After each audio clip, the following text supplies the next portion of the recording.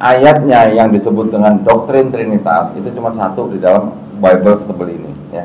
Ayatnya itu ada di 1 Yohanes 5 ayat 7 yang mengatakan bahwa sebab ada 3 yang memberi kesaksian di dalam sorga, Bapa, Firman, dan Roh Kudus ya. Bapa, Firman, dan Roh Kudus, dan ketiganya satu. Bapa, Firman, dan Roh Kudus, dan ketiganya satu. Ini yang disebut dengan Trinitas gitu ya. Yang paling mewakili Trinitas yaitu ayat ini. Dan ada 3 yang memberi kesaksian di bumi. Nah, ayat ini saya harus tunjukkan juga ya. Nah, ini seperti ini modelnya. Ini ada ayatnya yang saya garis bawah ini. Ini ada catatan kakinya nih di bawah nih, yang saya garis merah nih ya. Kelihatan ya Pak ya? Saya bacakan nih. Atau ada yang mau baca? Ada yang mau baca? Hah? Ada yang mau baca nggak? Nggak apa-apa Pak. Nggak usah pakai bismillah aja pokoknya. Oke, saya bacain aja ya. Ayat 7-8, kalimat di dalam surga sampai di bumi. Bagian ayat ini tidak terdapat dalam naskah-naskah Yunani yang paling tua, dan tidak pula dalam terjemahan-terjemahan kuno, bahkan tidak dalam naskah-naskah paling baik dari Vulgata. Vulgata itu Bible dalam bahasa Latin di abad keempat. Bagian ini atau ayat ini kiranya aslinya sebuah catatan di pinggir halaman salah satu naskah terjemahan Latin yang kemudian disisipkan. Ini yang ngomong ini loh Pak, disisipkan nih ya. Disisipkan ke dalam naskah-naskah oleh penyalin dan akhirnya bahkan disisipkan ke dalam beberapa naskah Yunani. Karenanya bagian ini pasti tidak asli. Tidak asli Bapak? Nah, Bapak yang ngomong ya, bukan saya.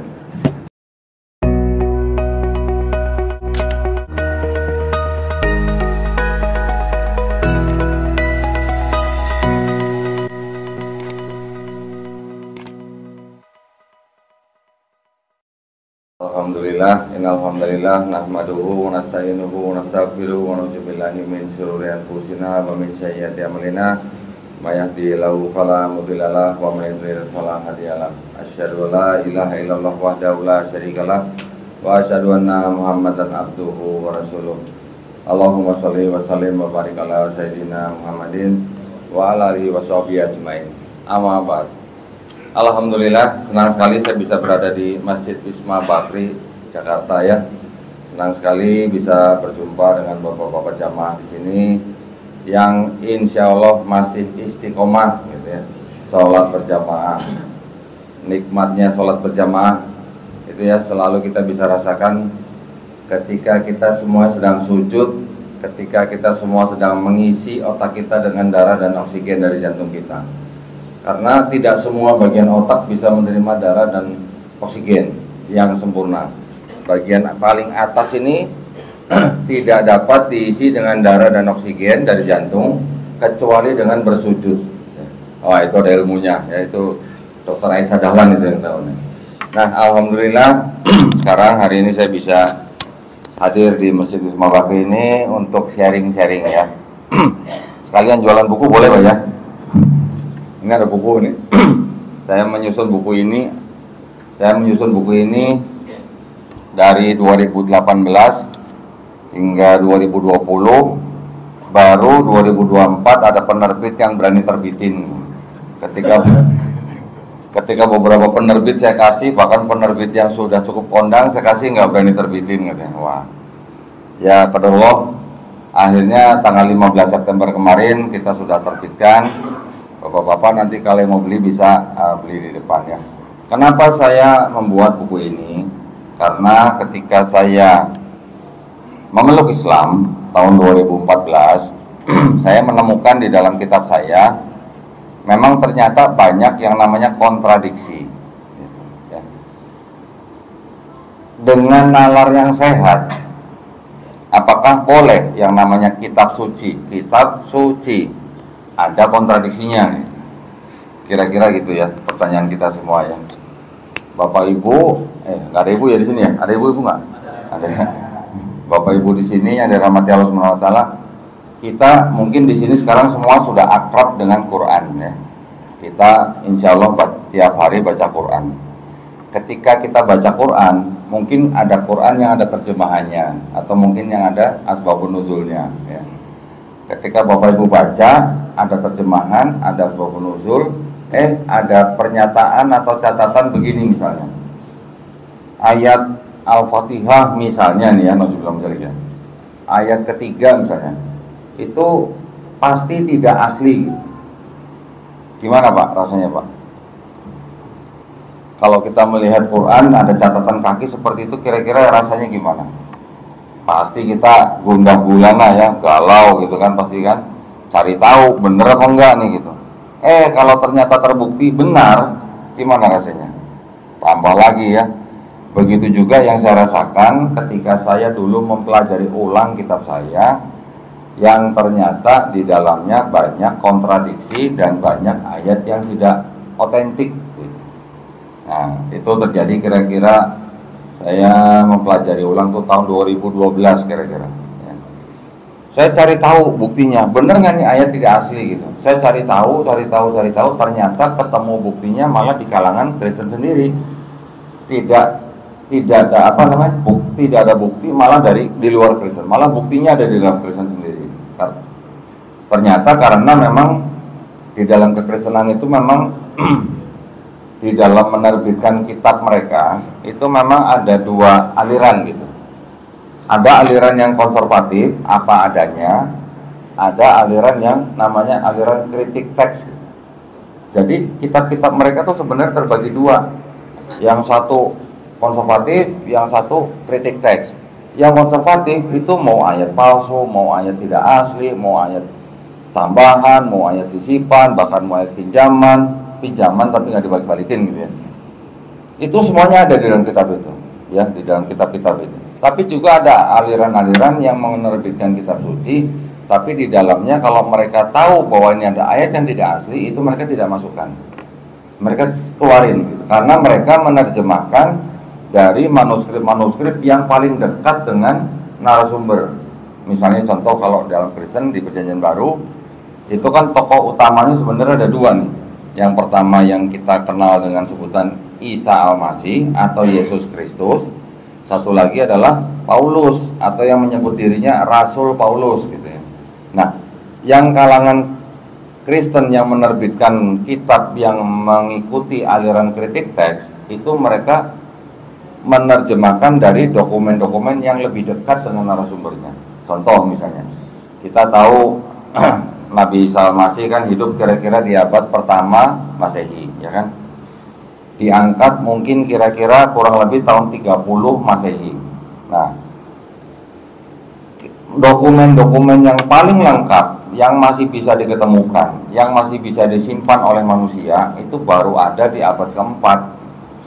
Ada yang namanya Codex Sinaiticus, ada yang namanya Codex Vaticanus, ada yang namanya Codex Alexandrianus. Itu 3 kodeks yang paling lengkap yang ditulis kira-kira di abad keempat yang masih bisa disimpan manusia ya. Sekarang masih ada tuh, yang Vaticanus ada di mana? Vatikan ya. Yang Sinaiticus kalau nggak salah ada di Inggris kalau nggak salah. Tapi dari semua itu, yang dokumen yang paling dekat dengan narasumber itu banyak ayat yang tidak dimuat gitu, tidak ada gitu.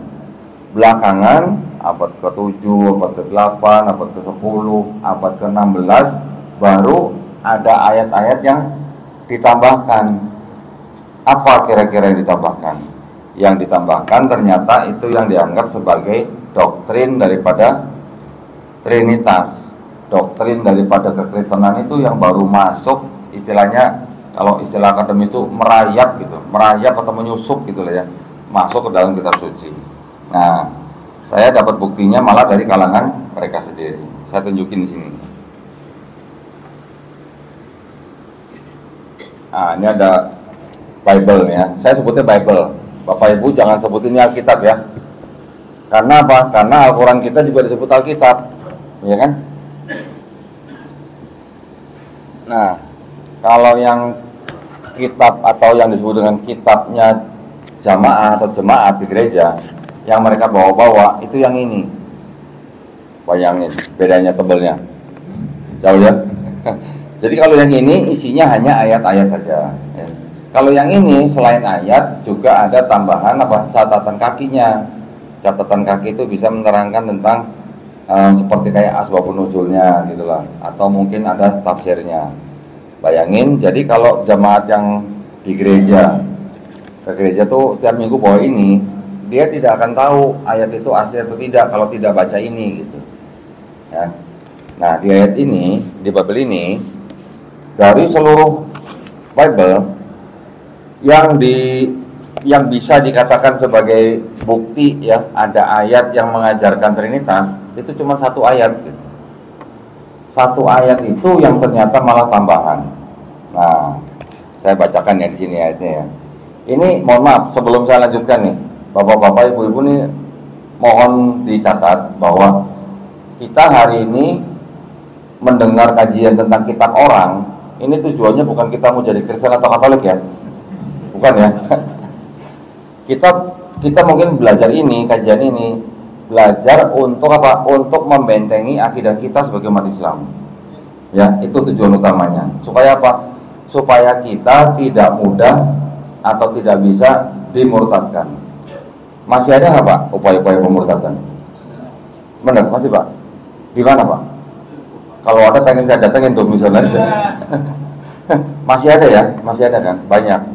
Dan kita mungkin tidak pernah lihat gitu ya. Mungkin di daerah-daerah yang kita tidak sangka-sangka. Ada yang di pasar, ada yang di mall, ada yang di minimarket, bahkan di segala tempat. Di tempat pendidikan, di rumah sakit, itu masih ada. Oke?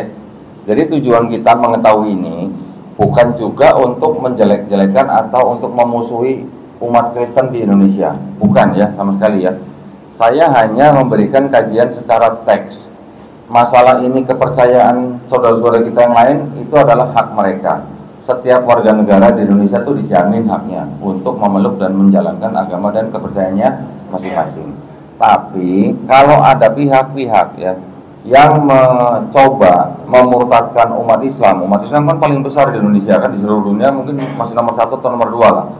Itu kan apa namanya sangat menggiurkan gitu buat mereka, karena memang mereka diperintahkan untuk mencari orang untuk masuk agama mereka, termasuk jemaatnya gitu.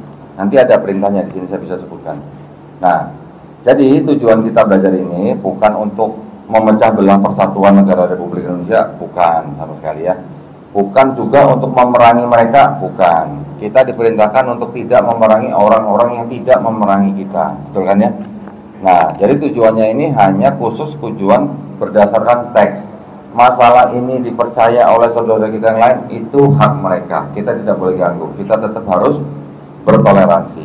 Toleransi dalam hal apa? Ibadah, bukan dalam hal akidah. Akidah kita sama sekali tidak boleh bertoleransi. Oke? Makanya saya kasih tahu ini supaya akidah kita terjaga dan dapat dibentengi dari upaya-upaya pendangkalan akidah. Ya, saya lanjutkan. Ayatnya yang disebut dengan doktrin Trinitas itu cuma satu di dalam Bible setebal ini ya. Ayatnya itu ada di 1 Yohanes 5 ayat 7 yang mengatakan bahwa sebab ada 3 yang memberi kesaksian di dalam sorga, Bapa, Firman, dan Roh Kudus ya. Bapa, Firman, dan Roh Kudus, dan ketiganya satu. Bapa, Firman, dan Roh Kudus, dan ketiganya satu. Ini yang disebut dengan Trinitas gitu ya. Yang paling mewakili Trinitas yaitu ayat ini. Dan ada 3 yang memberi kesaksian di bumi. Nah, ayat ini saya harus tunjukkan juga ya. Nah, ini seperti ini modelnya. Ini ada ayatnya yang saya garis bawah ini. Ini ada catatan kakinya nih di bawah nih, yang saya garis merah nih ya. Kelihatan ya Pak ya? Saya bacakan nih. Atau ada yang mau baca? Ada yang mau baca? Hah? Ada yang mau baca nggak? Nggak apa-apa Pak. Nggak usah pakai bismillah aja pokoknya. Oke, saya bacain aja ya. Ayat 7-8, kalimat di dalam surga sampai di bumi. Bagian ayat ini tidak terdapat dalam naskah-naskah Yunani yang paling tua, dan tidak pula dalam terjemahan-terjemahan kuno, bahkan tidak dalam naskah-naskah paling baik dari Vulgata. Vulgata itu Bible dalam bahasa Latin di abad keempat.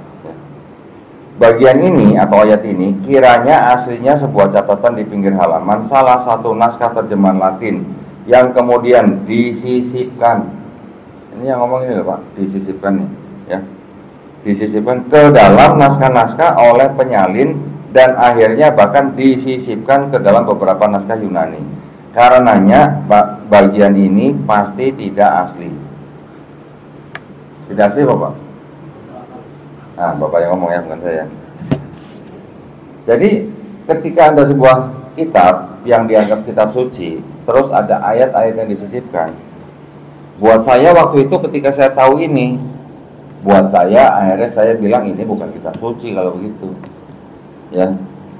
Namanya suci apa sih Pak? Kan tidak ada campur tangan manusia gitu ya. Kita Quran tahu bahwa di dalam Quran semuanya itu insya Allah adalah kalamullah, adalah firman Allah. Tidak ada sabda Rasul di situ, nggak ada kan? Yang ada misalnya cerita-cerita tentang Nabi Musa, tentang Nabi Ibrahim alaihissalam, tentang Nabi Nuh alaihissalam, itu adalah Allah sendiri yang sedang menceritakan gitu. Ya.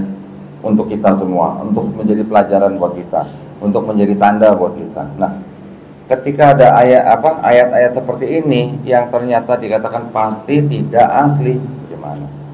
Nah, mungkin bapak-bapak kan sering mendengar kata Trinitas gitu kan. Trinitas tadi kan di sini disebutkan ada Bapa, Firman dan Roh Kudus. Firman ini yang dianggap sebagai anak atau Yesus, ya. Jadi Nabi Isa alaihissalam difitnah nih, kalau buat kita nih, difitnah menjadi Tuhan gitu dalam kepercayaan Kristen. Orang Kristen meninggikan Yesus atau Nabi Isa alaihissalam ini setinggi-tingginya mempunyai sifat ilahi gitu. Jadi kalau dikatakan Bapa itu Tuhan, Yesus itu Tuhan, Roh Kudus itu Tuhan, tapi bukan 3 Tuhan, tapi 1 Tuhan. Paham nggak Pak? Hah? Enggak? Alhamdulillah nggak paham. Oh, kalau paham bahaya loh Pak. Ya, nanti lanjut nih Pak. Bapa Maha Kuasa, ini iman mereka ya. Bapa Maha Kuasa, Putra Maha Kuasa, Roh Kudus Maha Kuasa. Tapi bukan 3 Maha Kuasa, tapi 1 Maha Kuasa. Gimana Pak? Siapin bodrek Pak kalau gitu.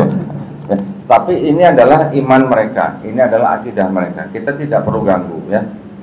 Tapi yang hanya ingin saya tunjukkan adalah ternyata doktrin itu adalah doktrin belakangan, gitu. Doktrin yang baru, istilahnya baru masuk. Bahkan kalau saya punya satu kitab yang namanya New International Version, ini yang mengikuti aliran kritik teks, dia berani mengatakan bahwa ayat itu tidak ada di dokumen-dokumen lama sebelum abad ke-16. Nanti ada kalangan lain yang bilang tidak ada sebelum abad ke-10. Pokoknya jauh lah. Nah, kalau abad 10 aja kan berarti udah 1 milenium dari Nabi Isa alaihissalam gitu, 1000 tahun gitu, bayangkan. Jadi kalau kita perhatikan, kita simpulkan, berarti ada yang namanya agama, juga ada yang namanya apa? Pemikiran agama, betul kan? Pemikiran agama ini yang tadi dikatakan disisipkan, yang tadinya dibilang catatan di pinggir halaman, kemudian disisipkan menjadi apa? Menjadi ayat. Berarti apa? Ada pemikiran agama yang dijadikan agama. Ini yang terjadi di dalam kitab mereka, gitu ya. Masih banyak ayat-ayat yang seperti itu, tidak cuma 1 ya. Kalau yang di Perjanjian Baru yang saya tahu aja ada belasan, di Perjanjian Lama juga begitu. Nah, saya di sini mungkin tidak jelaskan karena waktunya juga mepet ya. Saya mungkin tidak jelaskan sejarah dari terbentuknya kitab ini. Tetapi yang ingin saya tunjukkan kepada Bapak adalah selain daripada ada atau banyak ayat-ayat yang tidak otentik di dalam kitab ini, ternyata juga banyak kontradiksinya. Di dalam kitab mereka itu terbagi menjadi 2 bagian, ya. Kalau yang ada indeks hitam ini namanya Perjanjian Lama. Nah ini indeksnya hitam nih, ya. Kalau yang indeksnya warna merah ini disebut dengan Perjanjian Baru. Oke. Perjanjian Lama, Perjanjian Baru, di dalam kitab Perjanjian baru aja, ini kita bisa bagi lagi menjadi 2 bagian. Yang bagian pertama itu adalah 4 kitab yang namanya Gospel, ya. Kita sering mendengar Injil. Nah, jadi kalau kita sebut kitab ini jangan sebut Injil. Karena apa? Karena yang disebut Injil oleh orang Kristen di sini ini sudah dipastikan bukan tulisan daripada Yesus sendiri. Sudah dipastikan bahwa ini bukan tulisan murid-murid Yesus sendiri. Yang menulis ini adalah orang-orang yang tidak diketahui namanya siapa. Dan juga ternyata yang menulis ini adalah orang-orang yang bukan saksi mata langsung. Ini menurut kalangan mereka sendiri ya. Menurut ahli-ahli Perjanjian Baru sendiri. Jadi yang menulis ini bukan orang-orang saksi mata langsung dan juga bukan orang-orang yang mengenal saksi mata langsung. Berarti artinya orang-orang yang menulis ini orang-orang yang bukan atau tidak pernah bertemu dengan Yesus Kristus, ya, tidak pernah jalan-jalan bareng Yesus, gitu. Ibaratnya tidak pernah ngopi bareng lah sama Yesus, gitu. Ya. Nah, yang bagian terakhir di sini ini adalah yang dianggap sebagai surat-surat dari Paulus. Nah, Paulus itu adalah diceritakan tadinya dia adalah warga negara Romawi, tapi dia orang Yahudi. Nah, orang Yahudi blaster gitu. Ayahnya suku Benyamin dari Israel, kemudian ibunya dari Tarsus Yunani. Dia sempat menjadi warga Romawi dan kerjaannya dia mengejar-ngejar pengikut Yesus, dipenjara, dibunuh dan segala macam, sampai akhirnya pada suatu peristiwa dia sedang melakukan perjalanan ke Damsyik. Diceritakan di sini ya, dia melihat cahaya dan mendengar suara. Katanya itu adalah suara Yesus. Setelah itu dia mengaku bertobat dan menjadi pemberita tentang Yesus. Tapi yang dia beritakan itu banyak yang tidak sesuai dengan apa yang diajarkan oleh Yesus di sini. Gitu ya. Di kajian saya sudah sering saya bahas. Nah, maksud saya gini tadi, ketika saya membelah ini menjadi 3 kelompok, yang di dalam 4 gospel tadi, Matius, Markus, Lukas, Yohanes, di dalam sini aja ternyata banyak kontradiksi. Kenapa? Karena dari 4 kitab ini, Matius, Markus, Lukas, Yohanes, ternyata yang ditulis duluan menurut kalangan mereka sendiri nih ya, ternyata yang ditulis dulu ini yang Markus. Kira-kira ditulis tahun 65 Masehi. Kemudian 10 tahun kemudian baru yang Matius dan Lukas menyadur dari Markus. Ya. Baru yang Yohanes ditulis kira-kira tahun 95 Masehi. Nah, dari 4 ini karena yang Matius dan Lukas menyadur dari Markus, otomatis yang di Matius ini dia ada kira-kira 80% isinya dari Markus. Yang Lukas kira-kira 60% dari Markus. Ya. Jadi ketika Matius dan Lukas penulis kitab itu menyadur dari Markus, mereka menyadur dan sekaligus menambah-nambahkan. Setelah itu ditambah lagi dengan satu sumber yang disebut dengan Q. Q itu adalah singkatan dari Quell. Quell itu adalah dalam bahasa Jerman artinya kabar berita yang beredar di masyarakat selama puluhan tahun. Nah, jadi di dalam 3 kitab yang disebut dengan Gospel itu ternyata ceritanya bercampur, sumbernya dari Markus, sumber dari Q, makanya banyak kontradiksi. Yang Yohanes dia menulis dari sumber dia sendiri dan gaya bahasanya itu jauh berbeda dengan yang 3 kitab pertama. Orang Kristen menyebut 4 kitab ini dengan sebutan Injil. Ya, kita sering membaca di dalam Quran ada Injil juga. Injil di dalam Quran adalah wahyu yang diturunkan Allah SWT kepada Nabi Isa alaihissalam untuk Bani Israel pada zaman itu. Setuju nggak Pak? Betul? Setuju ya? Kalau wahyu bentuknya seperti apa Pak? Wahyu, bukan wahyu pemain bola ya. Wahyu yang diterima oleh Nabi itu bentuknya seperti apa? Karena adalah pesan atau pengetahuan yang langsung diterima oleh nabinya gitu ya, di dalam kolbunya gitu. Yang dia beritakan atau diajarkan kepada umatnya itu adalah wahyu yang disampaikan kepada suatu kaum atau umat tertentu gitu kan. Tetapi apakah yang disebut dengan Nabi Isa alaihissalam ini menulis sendiri kitab Injil berbentuk mushaf begini? Pernah baca Pak? Tidak pernah ya? Atau apakah pernah baca Hawariyun yang menulis kitab Injil? Tidak pernah baca juga ya? Dan apakah Taurat, Zabur, Injil yang disebut di dalam Quran pernah dijanjikan untuk dijaga oleh Allah SWT? Pernah baca? Tidak pernah ya?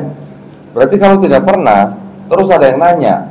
Karena Quran kan menyebutkan bahwa di Quran surat Al-Baqarah 79 kan mereka merubah-rubah firman Allah dan juga mereka mengaku itu berasal dari Allah gitu kan.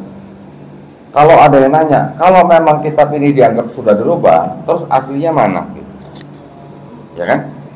Tadi kan saya bilang Injil termasuk Zabur, termasuk Taurat itu adalah wahyu-wahyu yang diturunkan Allah SWT kepada Nabi dan Rasulnya untuk Bani Israel pada zaman itu. Berarti kalau nabi-nabinya sudah meninggal atau sudah diangkat, kemana wahyunya? Yang ikut dengan nabinya, begitu kan? Yang disebut wahyu tadi kan tidak disebutkan ditulis oleh Nabi Isa alaihissalam, ditulis oleh Nabi Musa alaihissalam, ya kan?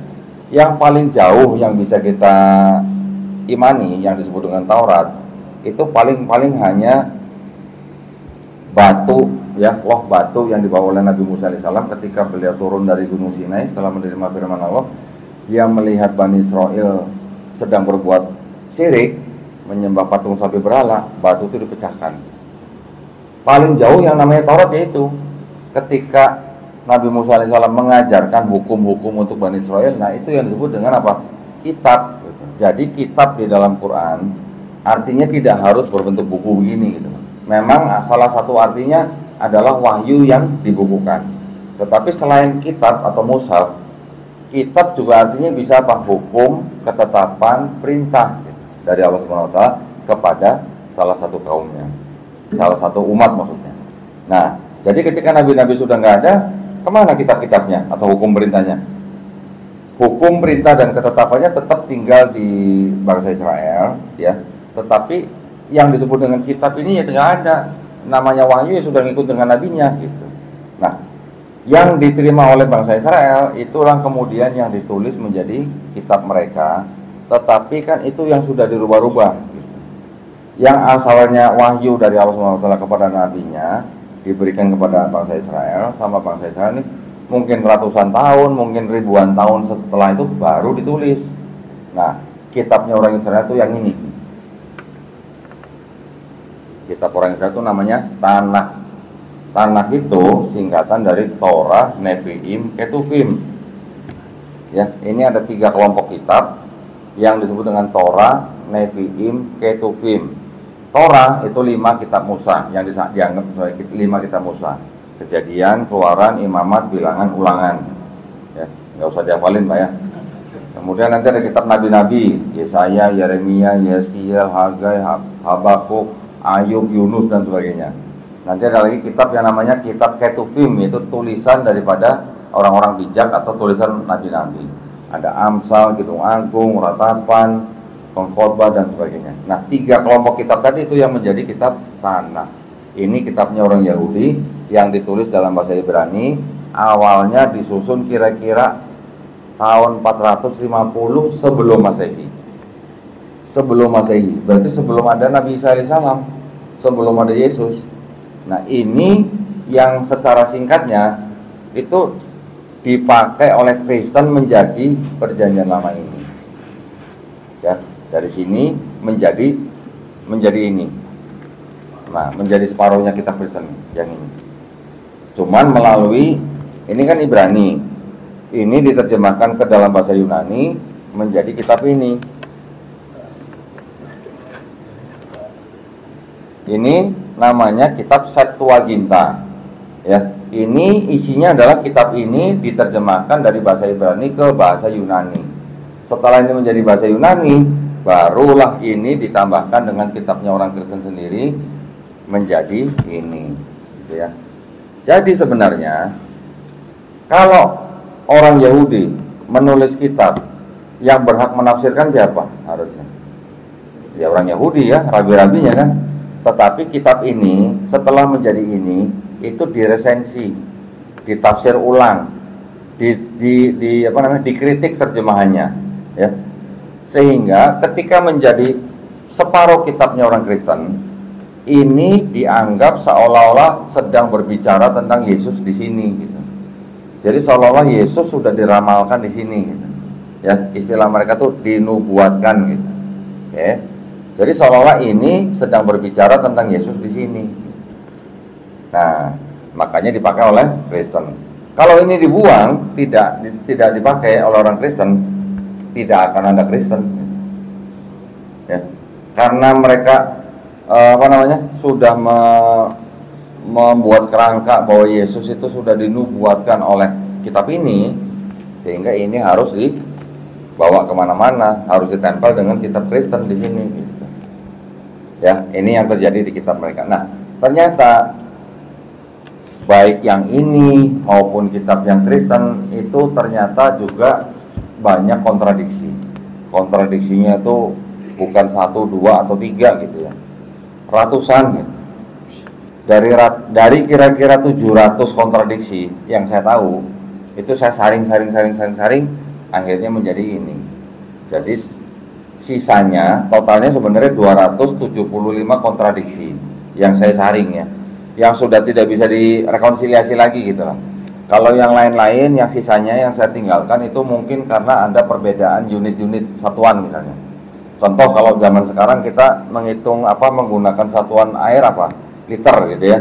Kalau di Amerika galon misalnya kan. Kalau orang Yahudi zaman dulu pakai satuan air itu dengan sebutan bat. Bat itu sekian galon gitulah. Nah, jadi yang seperti itu karena ada perbedaan satuan, makanya itu tidak saya masukkan. Tapi kalau yang kontradiksinya itu misalnya contoh begini, Raja A ya ayat ini bilang matinya karena sakit, yang ayat ini bilang karena dibunuh, itu kan ada kontradiksi. Orangnya sama tapi kejadiannya beda gitu. Itu yang saya saring. Kira-kira 275 ayat. Ketika saya mau jadikan buku, ternyata di sini ada aturan. Kalau mau mengutip ayat ini untuk komersial tidak boleh lebih dari 500 ayat gitu. Kalau untuk non komersil boleh maksimal 1000 ayat. Karena saya dapat 275 kontradiksi dan satu kontradiksi itu bisa melibatkan harus mengutip beberapa ayat, jadi kan saya pasti akan melanggar ini, ya kan? Kalau saya jadiin satu buku pasti saya dituntut sama mereka nih. Makanya bukunya saya pecah-pecah dari 275 menjadi volume 1, volume 2, volume 3 gitu ya. Nah, ini adalah volume 1. Volume 1 isinya 85 kontradiksi. 85 kali, saya akan membandingkan dalam bentuk tabel, Pak. Jadi ketika satu isu saya mereferensikan kepada 4 kitab, misalnya Matius, Markus, Lukas, Yohanes, itu kan udah 4 ayat minimal. 85 kali 4 udah berapa? Udah hampir 500 juga ya. Nah, makanya saya buat satu volume. Ketika kita bisa melihat ada sebuah kontradiksi yang tidak bisa direkonsiliasi lagi, berarti apakah kita bisa menganggap ini sebagai firman Tuhan? Apakah kita bisa menganggap ini sebagai kitab suci? Nah, itu ya. Makanya itu yang ingin saya bagikan kepada Bapak Ibu yang ingin mengetahui tentang kontradiksi dalam kitab mereka, ada dalam buku saya. Ini adalah volume 1, nanti segera menyusul volume 2 dan volume 3. Insya Allah mohon doanya. Ini karena waktunya saya jadi ngeliatin jam terus, jadi kurang bebas kayaknya ngomongnya nih, belum terlalu lepas ya. Ini kita ada waktu tanya jawab, Ustaz? Boleh? Kita selesai jam 1 kurang 10. Berarti tanya jawab cuma tinggal tersisa waktu 12 menit. Ya, boleh kita sekarang serahkan kepada jamaah di sini, mungkin yang mau bertanya silakan. Ini berdengung ya, Ustaz.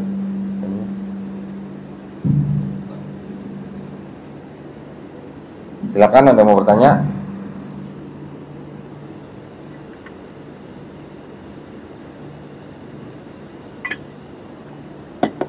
Enggak ada? Oh. Gini. Bagus, pertanyaannya bagus. Ini mic-nya kok berdengung ya, Pak Ustaz? Enggak yang ini? Oh, feedback. Atau mungkin itu matiin dulu. Jadi yang namanya doktrin Trinitas itu tidak tumbuh dalam waktu setahun 2 tahun, Pak. Ratusan tahun ya. Anggap lagi ini, abad pertama Yesus telah hidup ya, sampai tahun 30 Masehi. Di abad-abad pertama itu tidak langsung timbul yang namanya Trinitas. Paham-pahamnya itu macam-macam. Ini berevolusi gitu. Yang pertama mungkin ada yang disebut dengan paham doketisme ya. Doketisme itu orang menganggap bahwa Yesus itu hanyalah wujud Tuhan di bumi gitu. Masih jauh dari Trinitas. Paham yang kedua itu ada namanya separatisme. Separatisme itu separat kan memisahkan ya. Jadi mereka menganggap Yesus bukan Tuhan sampai dia dibaptis. Setelah dia dibaptis, dia Tuhan. Dan ketika dia disalib, yang diangkat Kristusnya, bukan Yesusnya. Separatisme. Kemudian timbul aliran modalisme. Modalisme ini yang mengatakan bahwa Bapa, Tuhan Bapa itu, yaitu Yesus itu gitu. Ya, jadi ada modalisme, mood gitu, peran gitu Pak. Ya, jadi contoh misalnya kalau kayak kita sekarang di kantor bahwa Bapak ini sebagai karyawan, ada yang direktur, ada yang manajer dan sebagainya, di rumah sebagai suami dan ayah gitu kan. Nanti di RT sebagai apa, sekretaris atau bendahara, itu peran gitu Pak. Itu yang namanya aliran modalisme. Baru yang terakhir aliran trinitarianisme. Nah, trinitarianisme ini sendiri memakan waktu ratusan tahun sampai dianut oleh gereja. Yang pertama kali itu ada yang namanya Konsili Nisea Pak, tahun 325 Masehi. Raja Konstantin Romawi, dia sedang berusaha mengamankan tahtanya dia menggandeng orang-orang Kristen awal yang mengikuti pemikiran Paulus. Kemudian ada kelompok Kristen yang juga tumbuh di situ, daerah situ, tapi tidak menyembah Yesus sebagai Tuhan gitu Pak. Jadi yang satu pengikut Paulus, yang satu pengikut Arius gitu. Nah, ada tokoh belakangan yang namanya Arius, tidak menyembah Tuhan, tidak menyembah Yesus sebagai Tuhan. Konsili Nisea ini diadakan tahun 325 Masehi untuk menyelesaikan perbedaan ini gitu. Jadi Yesus Tuhan apa bukan gitu. Ya, akhirnya diputuskan Yesus adalah Tuhan, satu hakikat dengan Bapa. Yang Arius kalah, pengikutnya dipersekusi, dibunuh, dipenjara dan sebagainya. Dokumen-dokumennya semua dibakar gitu ya. 325, sudah ada Trinitas belum Pak? Wacananya sudah, tapi belum ditetapkan sama gereja gitu ya. Tahun 381 Masehi di Konstantinopel baru diadakan konsili berikutnya yang menetapkan juga Roh Kudus adalah Tuhan juga gitu Pak. Nah, 381 Masehi itu baru resmi yang namanya doktrin Trinitas.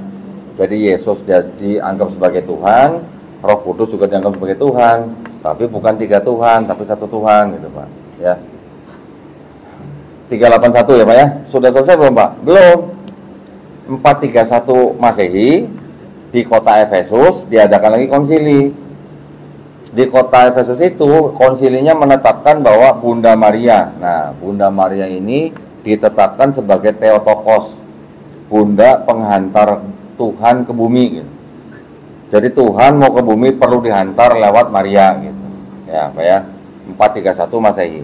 Sudah selesai belum Pak? Belum. 451 Masehi dibuat lagi konsili di Kalsedon, kota Kalsedon namanya. Di Kalsedon ditetapkan bahwa Yesus itu sepenuhnya manusia, sepenuhnya Tuhan. Ya, jadi manusia 100%, Tuhan juga 100% gitu. Hah? Ya. Ini konsili Kalsedon ini merupakan konsili yang cukup penting, Pak. Karena ini juga setelah konsili ini ada beberapa kalangan gereja yang tadinya bersatu, akhirnya ada yang memisahkan diri. Nah, ini yang disebut dengan gereja timur, ya. Ada yang kita mengenal mungkin gereja Nestorian atau Kristen Nestorian. Bapak pernah mendengar paman daripada istri Nabi, Warokah bin Naufal? Kemungkinan dia adalah Kristen yang ini, yang Kristen timur ini. Oke. Kemudian itu nggak usah deh. Oke, 451 Kalsedon. Kemudian tahun 553 di Konstantinopel diadakan lagi konsili yang kedua, Pak. Konsili Konstantinopel II. Ini menetapkan bagaimana memisahkan sifat ganda Yesus tanpa meninggalkan Kristusnya. Ya, pusingnya udah nambah nih, Pak. Tambah lagi konsili di Konstantinopel yang ketiga tahun 681. Memutuskan apakah Yesus punya satu kehendak atau dua kehendak gitu. Ya. Jawabannya satu kehendak, Pak. Jawabannya di muktamar satu kehendak, tapi di kitabnya mereka Yesus punya kehendak yang berbeda dengan Bapaknya gitu. Oke. Akhirnya terakhir konsili Nisea yang kedua ya. Tadi yang pertama 325, sekarang dibuat lagi di Nisea lagi tahun 787 Masehi. Itu ditetapkan bagaimana menyembah Yesus sebagai ikon gitu. Ya, yaitu adalah konsili-konsili yang memperbincangkan tentang akidah mereka, Pak. Setelah itu konsili-konsili banyak, tapi tidak memperbincangkan tentang akidah, tapi tentang mungkin manajemen gereja, pimpinan gereja dan sebagainya, sampai misi kristenisasi gitu. Ada, Pak. Konsili terakhir yang mereka buat itu ada di kota Vatikan Disebutnya Konsili Vatikan kedua tahun 1965 Pak. Belum lama kan berarti kan? 1965 kan? Ketetapannya apa Pak? Kristenisasi ke seluruh dunia. Nah, mungkin kunjungan Paus kemarin terakhir ya itu mungkin ngontrol kali ya. Udah sampai mana gitu kristenisasi di Indonesia gitu mungkin ya.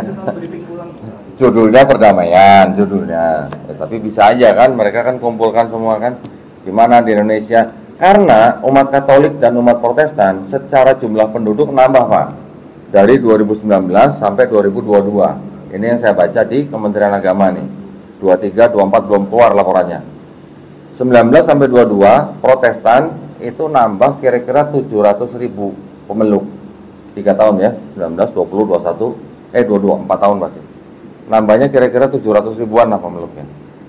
Katolik nambahnya kira-kira 250.000 sekian gitu.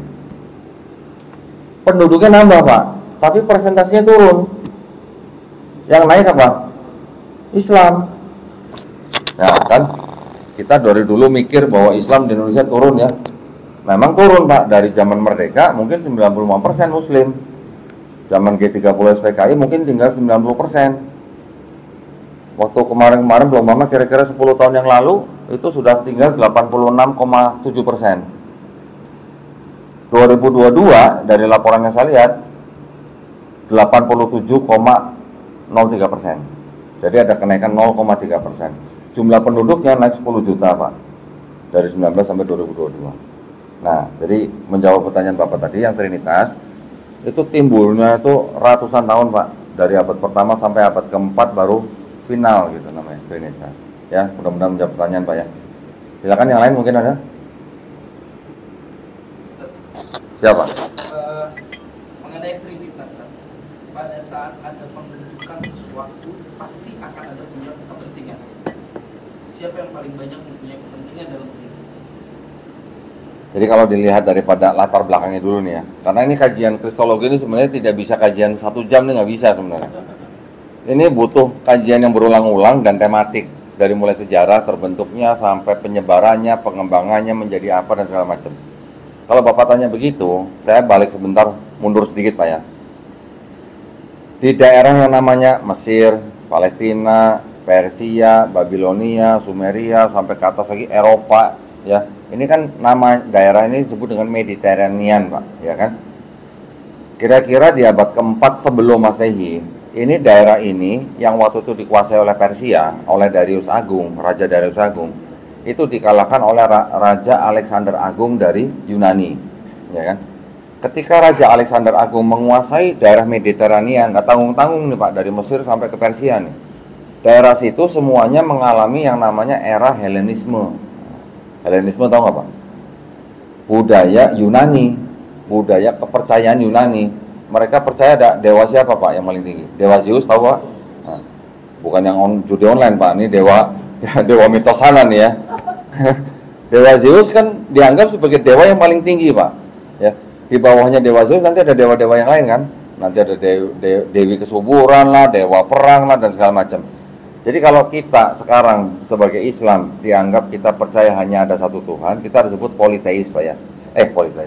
Monoteis, mohon maaf, monoteis. Kalau yang percaya banyak Tuhan, politeis. Tapi kalau yang percaya Tuhan yang paling tinggi, kemudian ada Tuhan-Tuhan atau dewa-dewa yang di bawahnya, itu namanya henoteis Pak. Nah, Yunani adalah penganut henoteis sekaligus politeis karena banyak dewa itu. Kalau dewa sama Tuhan bahasa Inggrisnya apa Pak? Hah?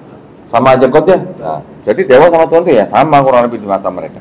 Nah, maksud saya gini, saya persingkat. Dewa Zeus bisa punya anak dari manusia, ya kan? Anaknya banyak nih Pak. Dewa Zeus tuh anaknya kira-kira ada 100 katanya. Yang kita kenal siapa mungkin? Hercules. Siapa lagi? John Kay. Macam-macam lah ya. Ada Perseus, ada Hermes, ada Helen. Nah itu adalah memang mitosnya Yunani yang dibawa ke daerah Mediterranean, sehingga orang-orang di situ termasuk orang-orang Yahudi sendiri Pak. Kan orang Yahudi kan tidak tinggal di Palestina aja, mereka juga di Mesir, juga di mana-mana, karena kan mereka terdiaspora. Orang Yahudi punya pegangan agama yang disebut dengan kita kenal sekarang agama Yudaisme kan Pak, betul kan? Dengan masuknya era Helenisme ini, kan otomatis terpengaruh yang punya Yudaisme ini. Orang-orangnya, orang-orang Yahudi kan juga belum tentu mereka menjaga darah mereka, bisa aja asimilasi, ya kan? Kawin dengan orang-orang di luar Yahudi, akhirnya apa? Paling tidak mereka terpapar dengan budaya Helenisme itu, gitu ya.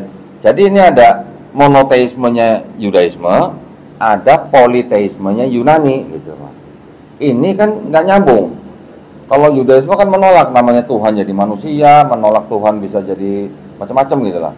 Jadi filosofinya Yunani ini digabungkan dengan monoteismenya Yudaisme ini malah oleh orang-orang Yahudi sendiri yang terpapar Helenisme. Ada satu filsuf namanya Philo, tulisannya Philo gitu Pak. Kalau orang Inggris sebutnya Philo gitu. Dia filsuf, dia yang mencoba mendamaikan antara filsufnya Yunani ya dengan monoteismenya Yudaisme. Kalau Yudaisme monoteis, Yunani politeis, dijadikan satu, namanya apa Pak? Monoteis dan politeis. Jadi apa? Monopoli. Ya kira-kira gitu Pak ya. Nah, tapi ketika coba didamaikan belum terbentuk agamanya. Tapi kan pikiran-pikirannya sudah ada ya. Karena Philo kan juga mengikuti pemikiran Plato. Ya, Plato kita tahu sendiri ya. Jadi pada saat itu sebelum Masehi sudah ada yang namanya juga era Platonisme, Pak. Nah, buku-bukunya Plato itu banyak diterjemahkan ke bahasa Latin juga. Jadi orang-orang di sekitar situ yang memang sudah ada mengikuti pemikiran Plato, mengikuti pemikiran Philo, sampai akhirnya diciptakan oleh orang yang namanya Paulus, Pak. Nah, Paulus itu ada yang di sini gitu. Oke. Jadi kalau Bapak tanya, kepentingannya Trinitas apa? Ya kepentingannya mereka mengikuti tradisi-tradisi lama yang dari sisa-sisa dari Helenisme itu, Pak. Gitu. Nah, sekarang kita perhatikan gini, Pak. Di dalam Helenisme mungkin tidak ada konsep Trinitas. Karena dewa hanya bisa punya anak dari manusia atau dewa bisa jadi manusia. Konsepnya Yesus disebut juga inkarnasinya Tuhan jadi manusia. Kan mirip konsepnya. Tapi Trinitasnya mana? Tidak ada di Helenisme, tapi bisa mengambil dari budaya-budaya atau agama-agama orang lain yang di daerah sekitar situ juga, Pak. Gitu. Di Babilonia ada Trinitisme duluan, Pak, yang pertama kali di dunia. Siapa? Namrus, Tamrus, Semiramis. Pernah dengar, Pak, di Babilonia? Kalau kita sering baca kisah Nabi Ibrahim alaihissalam, ada raja namanya Nimrod. Nah, Namrus, ya, Namrud, banyak bahasa yang menyebutnya lah ya. Nimrod, Namrus segala macam. Itu sebenarnya mereka sudah dijadikan doktrin Trinitas, tapi yang pertama kali di dunia itu, Pak. Kira-kira 2000 tahun sebelum ada Yesus gitu. Ya. Di Mesir ada siapa, Pak? Ada Horus, anaknya dewa Isis dan dewa Osiris. Ini juga Trinitas. Di Hindu ada nggak, Pak? Ada juga. Cuman mungkin konsepnya beda-beda tipis lah gitu. Tapi yang jelas ada tiga pribadi gitu kan, Pak. Ada Brahma, Wisnu, Siwa. Nanti di Eropa, di Romawi juga ada yang namanya Dewi Madonna. Tubuhnya satu, mukanya tiga. Nanti di Sumeria ada juga. Di Persia ada juga. Jadi di daerah-daerah situ memang orang sudah terbiasa menyembah Tuhan yang triad gitu, Pak. Triad itu artinya tiga tapi satu tapi tiga gitu. Diteruskanlah dengan Trinitasnya Kristen. Nah, sekarang kalau kita tanya, Pak, kenapa cuma tiga? Kenapa berhentinya di angka tiga gitu? Kenapa nggak 4, kenapa nggak 5, kenapa nggak 10, kenapa nggak 100 gitu? Ya kan? Kenapa berhenti di angka 3? Ternyata kalau kita baca tulisannya Aristoteles, Pak. Nah, lagi-lagi ke filsuf nih. Aristoteles bilang, menurut orang-orang Pitagoras, pernah dengar Pak Pitagoras ya? Kalau kita belajar segitiga pasti ingat Pitagoras kan? Menurut orang-orang Pitagoras, alam semesta ini dibatasi dengan 3, awal, tengah, akhir. Nah, kata Aristoteles, kami gunakan hukum ini untuk menyembah dewa-dewa kami. Jadi karena ada hal-hal seperti inilah, makanya yang disebut dengan ketuhanan triad selalu 3. Nggak ada yang 4, nggak ada yang 10 gitu. Kira-kira gitu, Pak ya. Nah, kepentingannya, kalau tadi saya sebutkan Konsili Nisia yang pertama tahun 325, itu kan mereka menetapkan Yesus punya hakikat yang sama dengan Bapa. Artinya Yesus diangkat atau dianggap sebagai Tuhan. 600 tahun sebelumnya, Pak, di Mesir, ada seorang raja namanya Raja Ptolemy menetapkan dewa Serapis sebagai Tuhan. Dibikin kuil, namanya kuil Dewa Serapis. Dari Dewa Serapis ini keluar simbol yang bentuknya bulatan atas tapi ada seperti ini. Mirip kan, Pak? Itu namanya ANKH namanya, gitu ya.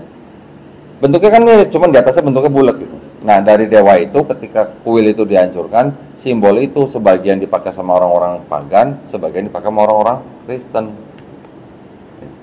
Jadi kebetulan nggak Pak kalau Kristen itu pagan? Banyak gitu. Jadi, sebelum ada Yesus, Pak, ini saya nggak bawa bukunya. Ada seorang penulis yang menulis begini.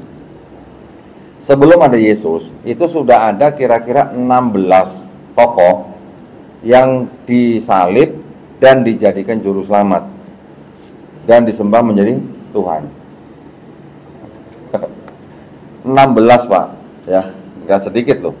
Jadi Yesus mungkin yang ke-17 gitu. Dan sukses gitu. Memang sukses gitu karena ada backup politiknya.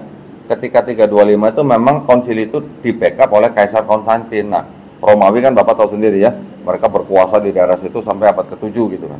Nah, jadi ya terus kemudian setelah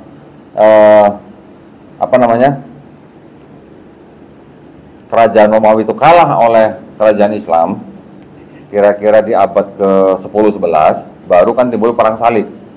Ya kan? Perang salib 300 tahun. Baru setelah 100 tahun Eropa apa, Pak? Melakukan gerakan apa? Kolonialisasi. Setelah kalah di perang salib, mereka mencoba menyebarkan agama mereka dengan 3G, Pak.